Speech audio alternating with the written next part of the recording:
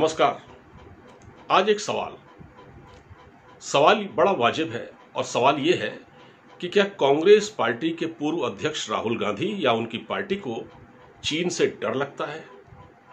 यह सवाल बहुत वाजिब है और यह सवाल इसलिए उठाया जा रहा है क्योंकि इन्हीं की पार्टी के एक सांसद हैं अधीर रंजन चौधरी, लोकसभा सांसद।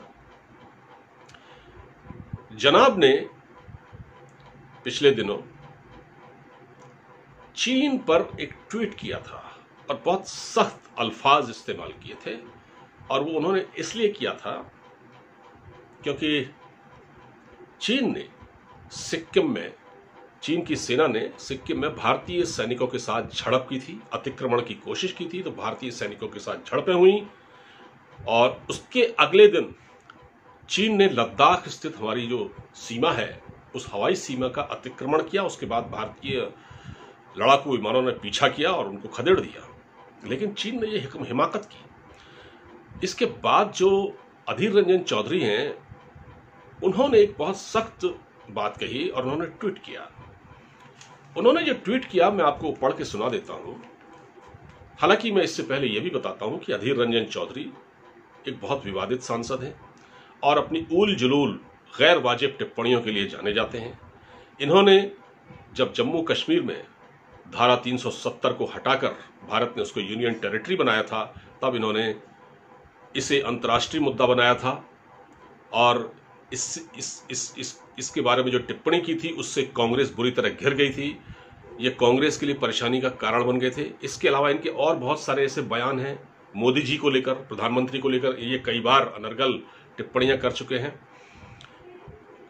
मतलब मैं अगर ये कहूं कि बदतमीजी की हद तक जा चुके हैं तो ये गलत नहीं होगा। लेकिन चीन के बारे में इन्होंने जो टिप्पणी की, जो अल्फाज इस्तेमाल किए वो बहुत सख्त थे और उन्होंने ये कहने की हिम्मत दिखाई। मैं इनकी तारीफ करता हूं इस बात के लिए। इन्होंने कहा कि चीन तुम सावधान हो जाओ, भारतीय फौज को पता है कि तुम जैसे जहरीले सांपों का फन हमारी फौज कैसे कुचल देती है। तुम्हारी विस्तारवादी कुटिल चाल से दुनिया वाकिफ है। और अधीर रंजन ने भारत सरकार को यह सलाह भी दी कि यह कहा कि भारत को WHO में एंट्री के लिए ताइवान का समर्थन करना चाहिए और ताइवान जो है चीन की दुखती रग है, यह आपको मालूम है। तो यह ट्वीट कांग्रेस को इतना नागवार गुजरा कि अचानक पता नहीं क्या हुआ कि चाइनीज एम्बेसी से फोन आ गया या चीन से कोई फोन आ गया, क्योंकि राहुल गांधी की जो कुर्बतें हैं वो चीन के साथ बहुत ज्यादा हैं। अभी पिछले साल वो चीन के दूतावास में एक अधिकारी से मिलने भी गए थे। तो अब हुआ क्या कि इस ट्वीट को आनंद फानन में हटा दिया गया। जब हटाया गया तो उसके बाद इनको चेतावनी भी दी गई। जहां तक मुझे मालूम है अंदरूनी खबर इस तरह की, इनको चेतावनी भी दी गई अधीर रंजन चौधरी को। असल में मैं जो कहना चाह रहा हूं वो ये है कि चीन ने भारत के साथ हमेशा धोखा किया। 1962 की लड़ाई, उसमें भारत की हजारों वर्ग जमीन अब तक चीन कैप्चर कर चुका था और अभी भी उसके कब्जे में है। चीन की जो फौज है सीमा पर अतिक्रमण करती है, कई बार कई तरफ से करती है। वो इस बार लद्दाख के क्षेत्र से उन्होंने किया। तो जब अधीर रंजन चौधरी ने ट्वीट किया तो उसको हटवा दिया गया। और देखिए इसकी टाइमिंग, देखिए आप, इसकी टाइमिंग बड़ी महत्वपूर्ण है क्योंकि यह ट्वीट ऐसे समय किया गया जबकि एक दिन पहले ही जो चीन की जो एम्बेसी है भारत में, उसकी जो PRO है जी रोंग, वो ये कह चुकी हैं कि WHO की जो मीटिंग होने वाली है 22 तारीख को, उसमें जो ताइवान को जो जगह मिलनी है वो न मिले, इसके लिए बाकायदा एक अभियान चीन चला रहा है। और इसमें उसके समर्थक देश तो शामिल हैं ही, वो भारत से भी चाह रहा है कि इसकी हिमायत न की जाए। और भारत की मीडिया को भी ये सलाह दे रहे हैं ये लोग, इन्हीं की तरफ से बयान आया है चीन के दूतावास की ओर से, क्योंकि भारत में चीन का बहुत जबरदस्त विरोध हो रहा है इस समय, जो कभी नहीं था इससे पहले।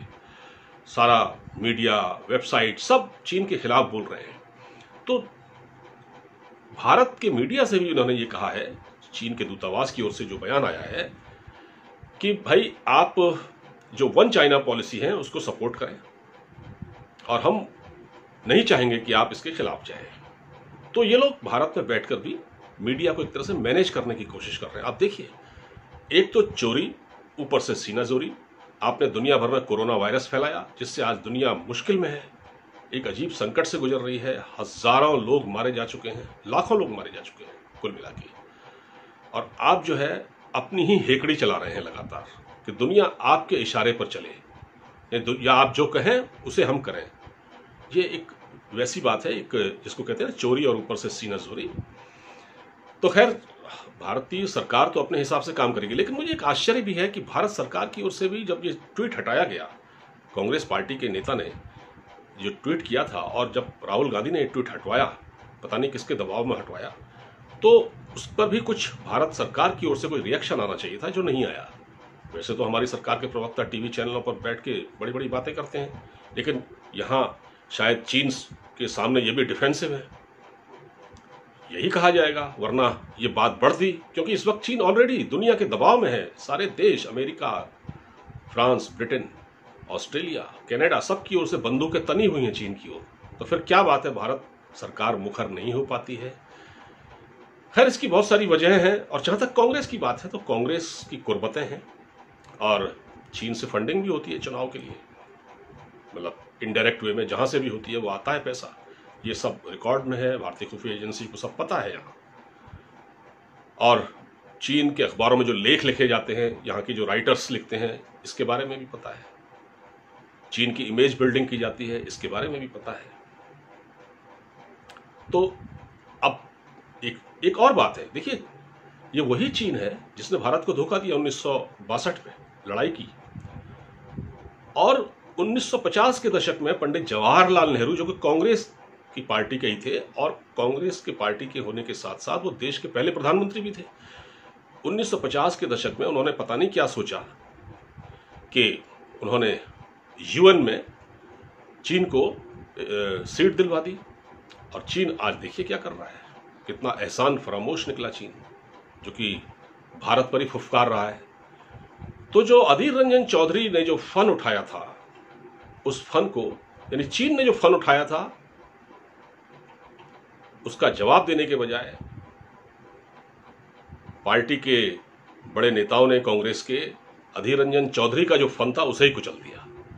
आप देखिए, आप तो ये सब चल रहा है। तो मैंने सोचा आपको इस बारे में थोड़ा जानकारी दूं कि हम कितने डिफेंसिव मोड में रहते हैं चीन को लेकर। अब कांग्रेस तो विपक्षी पार्टी है, जो इस वक्त सत्ता में है, ये भी डिफेंसिव मोड में रहती है। इसकी तमाम वजह है, इसका भी हम जिक्र करेंगे, इसलिए क्योंकि वीडियो लंबा हो जाएगा, मैं इस बारे में आपसे बाद में चर्चा करूंगा। फिलहाल इस वीडियो में इतना ही। अब इजाजत दीजिए, नमस्कार।